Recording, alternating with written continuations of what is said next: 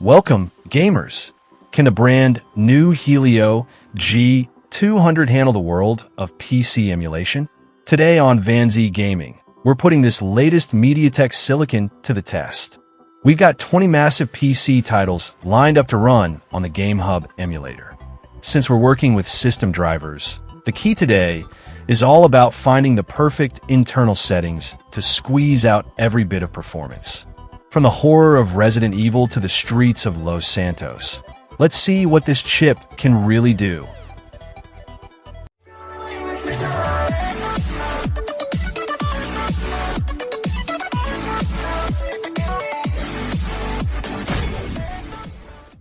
Resident Evil 6 brings massive bioorganic action to the palm of your hand. On the Helio G200, the game holds a solid 30 FPS through GameHub. It's surprisingly stable during intense gunfights. You'll definitely want to find the right balance in your internal settings to keep the frame rate locked as the action heats up. Next up is the legendary Resident Evil 4. This chipset handles Leon's mission perfectly at a steady 30 FPS. The atmosphere is just as creepy as I remember. To ensure those boss fights remain fluid, don't forget to tweak your container configurations in the emulator for the best possible results on this hardware. Modern Warfare 3 takes the fight global, and it runs beautifully at 40 FPS. The Helio G200 shows some real muscle here. The combat feels snappy and responsive. Make sure to play around with your Box 86 presets to get that extra bit of smoothness while you're clearing out enemies in the campaign. Ultra Street Fighter 4 is all about those frame-perfect combos, and we're hitting a smooth 50 FPS. This hardware really shines in fighting games. To keep the fight flashy and lag-free, be sure to optimize your GPU rendering settings within GameHub to avoid any sudden stutters during those ultra combos. Transformers. Fall of Cybertron looks stunning, with the Helio G200 maintaining a playable 30 FPS. The robot combat is heavy and satisfying. For the best experience while defending Cybertron, try adjusting your resolution scale to find that perfect sweet spot between sharp visuals and consistent performance. Sleeping Dogs Definitive Edition is a tough one for this processor, averaging around 15 to 20 FPS. It's a bit heavy for an open-world title, but still playable for fans. Experimenting with different environment variables in the emulator might help you squeeze out a more stable experience on the streets. The 1940s world of Mafia 2 runs at about 15 to 20 FPS on this chipset. It's a heavy cinematic experience, but it looks great.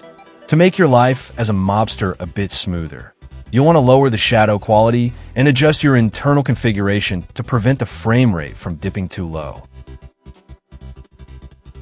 Naruto Shippuden. Ultimate Ninja Storm 4 brings the 4th Shinobi War to mobile at a solid 30 FPS. This hardware captures the anime visuals perfectly. To keep those massive jutsu effect from slowing down the game, fine-tune your shader cache settings in GameHub for a much better overall flow. Resident Evil 5 takes us to Africa with a decent 20 to 30 FPS range. Cooperative survival feels okay on this chipset, though it can vary. Be sure to check your thermal settings and adjust the game's internal resolution to ensure the performance stays consistent during those intense horde encounters. Blur is an absolute blast, running at 20 to 30 FPS on GameHub. The neon-lit racing and power-ups look fantastic on this hardware. For the most responsive racing experience, don't hesitate to play with your CPU affinity settings to help the emulator handle the high-speed chaos more effectively. Dirt 3 brings some serious rally racing to the table at 20 to 30 FPS. This silicon does a decent job with the mud and lighting effects. To keep your drift perfectly on track, adjust your rendering mode within the emulator to ensure you're getting the most stable frame pacing possible during every race. Hitman Absolution is a very demanding stealth title, and we're seeing around 20 FPS. It's a heavy lift for this processor, but Agent 47's mission is still doable. You might want to simplify the graphical detail in the game menu to keep the frame rate from dropping too much when moving through crowded areas. Burnout Paradise lets you cause total destruction at a very respectable 35 FPS. This hardware handles the sense of speed quite well. To keep the crashes looking spectacular and fluid, make sure to optimize your memory allocation in GameHub for a more reliable performance across the open world. The infamously unoptimized GTA 4 runs at about 15 to 20 FPS on this chipset. It's a struggle for any mobile device, but it's cool to see it running. To navigate Liberty City more effectively, you should definitely drop the internal rendering scale to help the CPU keep up with the heavy physics. Need for Speed Hot Pursuit is unfortunately struggling quite a bit, hitting only 10 FPS. This hardware finds the high-speed chases very difficult to process. Unless you're okay with a very slow experience, you'll need to use some extreme performance tweaks to try and make this one more playable. The legendary GTA 5 is back, running at around 15 to 20 FPS. This chipset is working overtime to render Los Santos.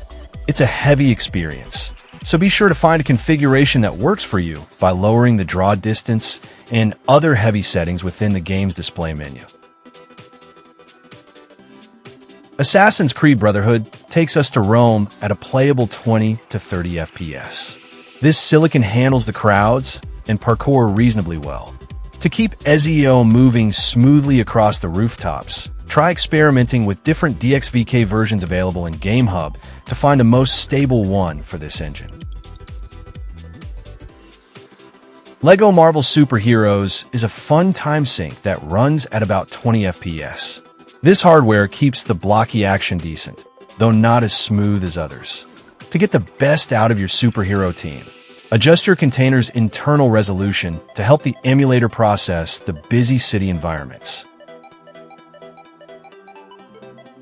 Prototype 2 is pure chaos, and we're seeing around 20 FPS on this processor. Shredding through enemies is possible, but it can get chunky.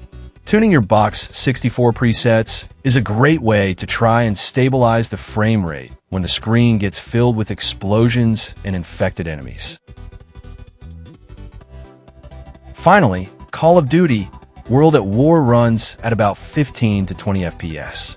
It's a bit of a rough ride for this chipset during intense World War II battles. If you want to finish the campaign, you'll definitely want to set everything to the lowest possible level to avoid those frustrating drops in heavy firefights. That's a wrap for our 20-game test on the Helio G200. It's clear that while this chip has its limits, with the right GameHub tweaks, you can actually get some impressive results on the go. Which game performance surprised you the most in today's benchmark? Let me know your favorite setup in the comments. If you found this test helpful, don't forget to like, share, and subscribe to VanZee Gaming. Thanks for watching, and I'll see you in the next one.